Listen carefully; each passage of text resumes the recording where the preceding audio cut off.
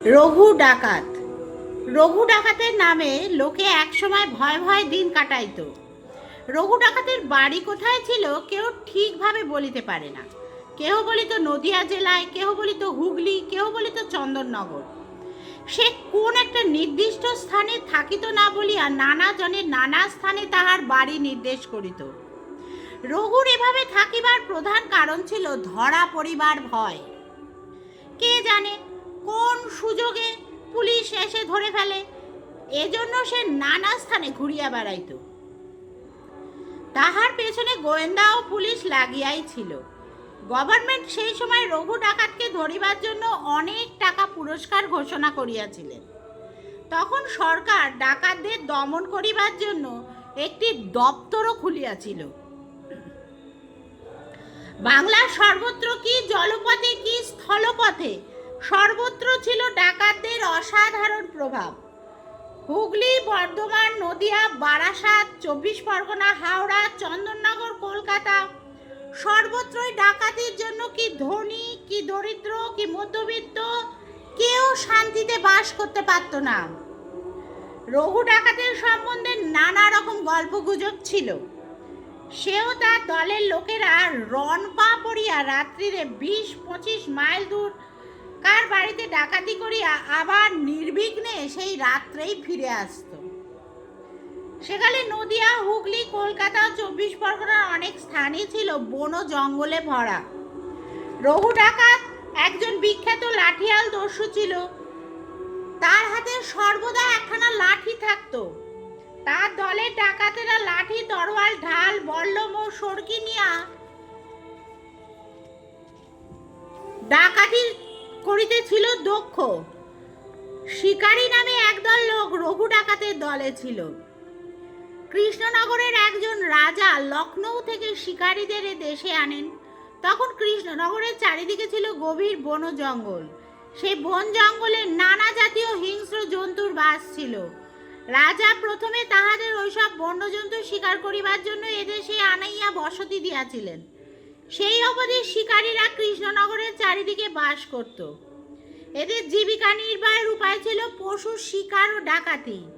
শিকারীদের বংশবৃদ্ধি পাইয়া ক্রমে সংখ্যায় বাড়িয়া গেল। ডাকাতের দলের সকলেই ছিল কালীর উপাসক। কি হিন্দু কি মুসলমান সকলেই কালীর পুজো করতে ডাকাতি করিয়া বাহির হইত। এইসব ডাকাতকে ধরা বড় সহজ ছিল না। এদিকে পুলিশ ফৌজ তাড়া করিলে তারা চন্দননগরে পালাইয়া যাইত। ফরাসি অধিকৃত চন্দননগরে গিয়া তারা আত্মরক্ষা করত। রঘু ডাকাতের উপদ্রব বিশেষ করে নৈহাটি, বারাসাতের কদমগাছি থানা, হুগলি, 24 পরগনা পর্যন্ত ব্যাপ্ত ছিল। সেই সময় নৈহাটি থানার দুর্গাচরণ চক্রবর্তী এবং কদমগাছি থানার শিবচরণ বন্দ্যোপাধ্যায় নামে দুজন নামকরা দারোগা ছিল। তাদের উপর কর্তৃপক্ষের আদেশ ছিল যেমন করিয়া পারো রঘু ডাকাতকে ধরিতে হইবে। রঘু ডাকাত সম্বন্ধে নানা সুন্দর সুন্দর গল্প আছে। দুর্গাচরণ নানারূপ চেষ্টা করিয়াও রঘু ডাকাতকে ধরিতে পারিতেছিলেন না। একবার দারোগা দুর্গাচরণ একখানা চিঠি পাইলেন।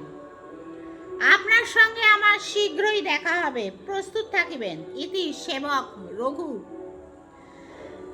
এখানে রঘুর মহত্বের একটা গল্প বলিয়া লইতেছি। চূর্ণী নদীর তীরে একটা ছোট গ্রাম, সেখানে এক দরিদ্র ব্রাহ্মণের কন্যার বিবাহ। বিবাহ বাড়িতে লোকজন হৈ হৈ করিতেছে। বর বরযাত্রীগণ আসিয়া নদীর ঘাটে নৌকা বাঁধিয়াছে। সন্ধ্যা হইয়া গেল, লগ্ন সমাগত। কিন্তু বরকর্তা বলিতেছেন, আমার পণের সব টাকা না পেলে কোনো মতেই আমি বিয়ে দেব না।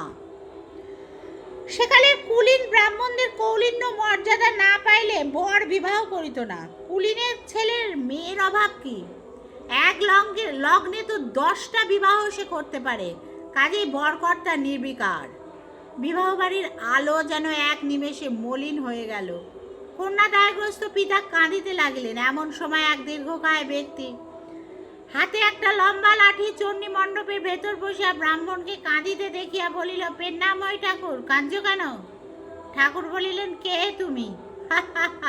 আমি যেই হই না কেন, বলো না ঠাকুর, এত কাঁদছো কেন? বলিয়া লোকটা অট্টহাস্য করিল।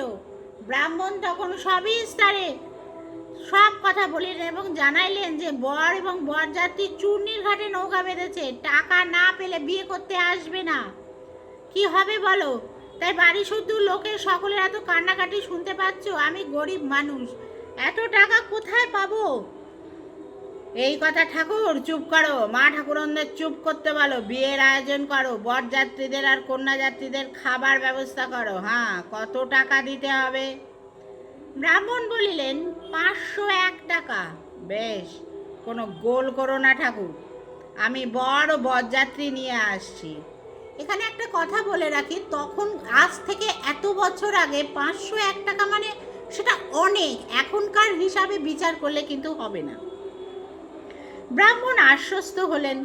চূর্ণী নদীর পাড়ে কয়েকখানি নৌকায় বর এবং বরযাত্রীর দল জটলা পাকাইতেছিল। এত বড় অপমান তারা সইবে না।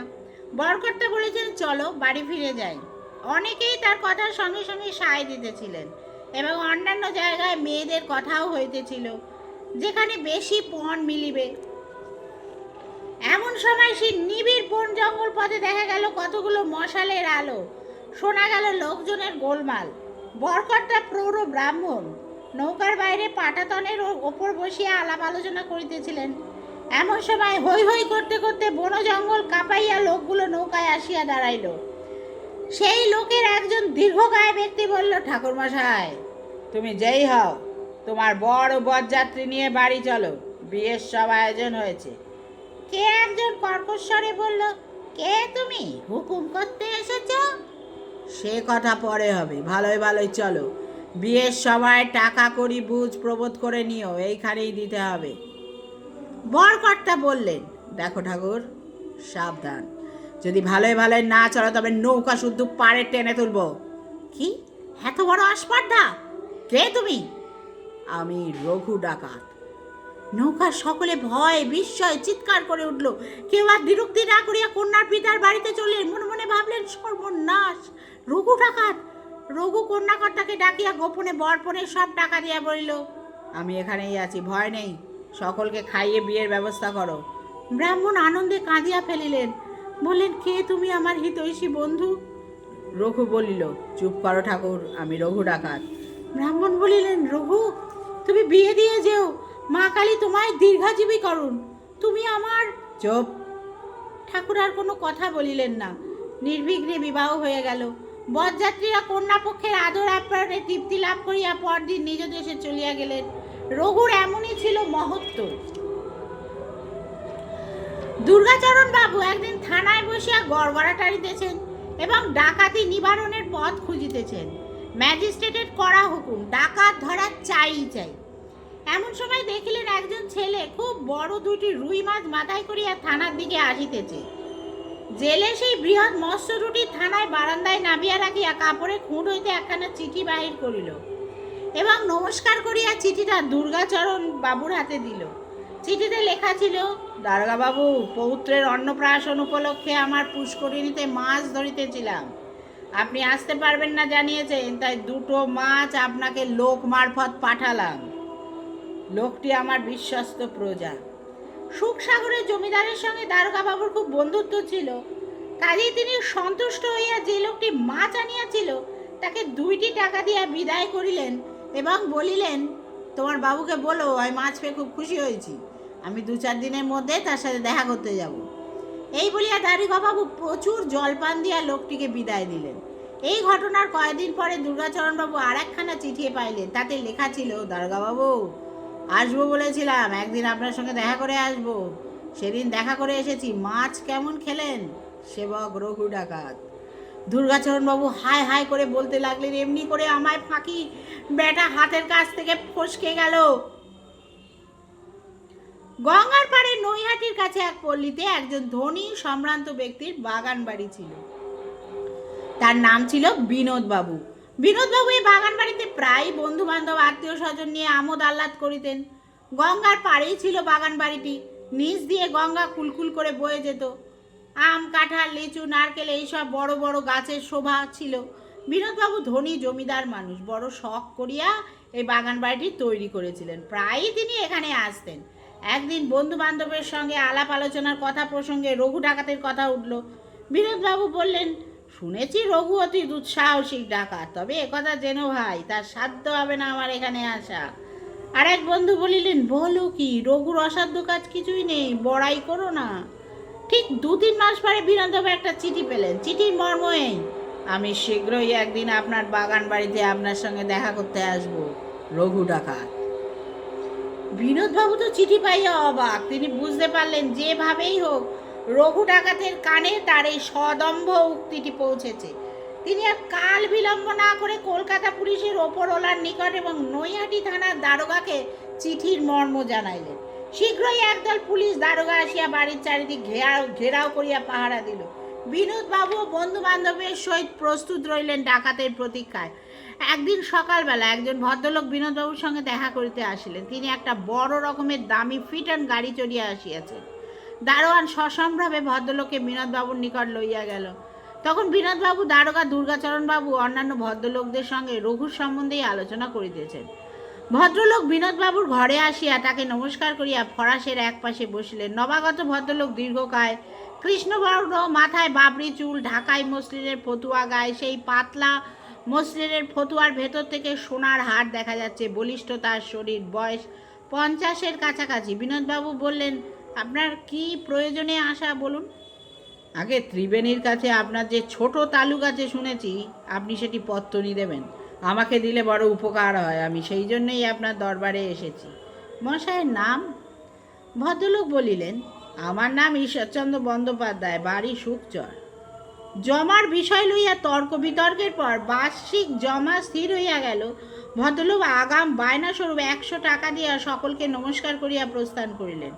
বিনোদবাবু টাকা লইয়া সেরেস্তার কর্মচারী মারফত যথাযথ রসিদ দিয়া নিজ নাম স্বাক্ষর করিয়া দিতে ভুলিলেন না।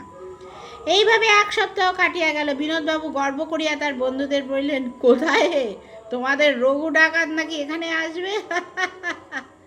তাহারা বলিলেন, ভাই এখনো সময় যায়নি, সাবধানে থেকো। সত্যই সময় যায়নি। একদিন অন্ধকার রাত্রিতে একখানি ছিপ নৌকা চুপি চুপি আসিয়া বিনোদবাবুর বাগান বাড়ির গায়ে ভিড়িল। বাগানের প্রাচীরের গায়ে সারি সারি বড় বড় আম, নারকেল ফলের গাছ, কতগুলো গাছ একেবারে বাগানের মধ্যস্থ বাড়ির গা ঘেঁষিয়াই ছিল। ছিপ হইতে একদল লোক ধীরে ধীরে দেয়াল বাইয়া গাছের উপর উঠিল এবং চুপি চুপি গাছ হইতে মাটিতে নামিয়া হামাগুড়ি দিতে দিতে বাড়ির কাছে আসিয়া পড়িল। একজন দীর্ঘকায় ব্যক্তি তাদের সকলকে পথ দেখাইয়া লইয়া যাইতেছিল। খিড়কির দরজা দিয়ে একে একে সকলে উঠিল। তারা দেখিল নিচে দারোয়ানরা সব ঘুমাইয়া পড়িয়াছে। বাবুর শোবার ঘরের পাশে ওপরের দরবার ঘরটির দেওয়ালে দারোয়ানরা তাদের তরোয়ালগুলো ঝুলিয়া রাখিয়া ঘুমাইতেছিল। ঘরের দরজার সামনে প্রজ্বলিত লণ্ঠনগুলো নিবাইয়া দিয়া ওই লোকগুলি ঝুলানো তরোয়ালগুলো হাতে লইয়া দারোয়ানদের অস্ত্রহীন করিল। এইবার ডাকাতদের দল বাড়ির সব ঘরের কপাট ভাঙিয়া দিয়া ভেতরে প্রবেশ করিল।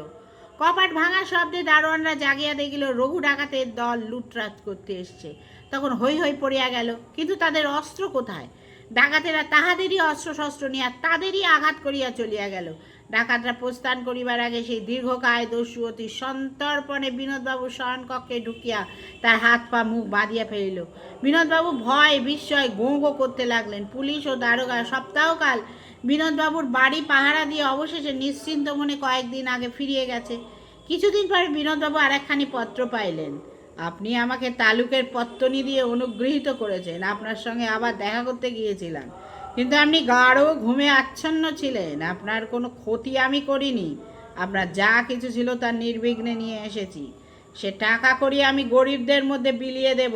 আপনি আমার জমিদার, বাকি টাকা পাঠিয়ে দেব। লেখাপড়া কবে শেষ করবেন?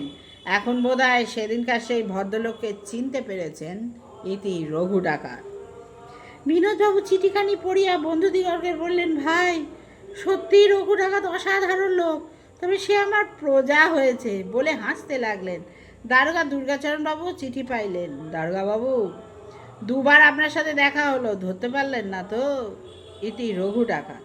রঘু ডাকাত এমনই ছিল, দুঃসাহসিক। রঘু ডাকাতের পরিণাম কি হয়েছিল জানি না। এ বিষয়ে সরকারি কাগজপত্রের সন্ধান নেই। সে এমন জনপ্রিয় দস্যু ছিল যে গরিব দুঃখীরা তার সন্ধান জানিলেও কেউ বলিয়া দিত না। দেখুন, আমার গল্প পাঠ যদি আপনাদের ভালো লাগে প্লিজ আমার চ্যানেলটা একটু সাবস্ক্রাইব করুন।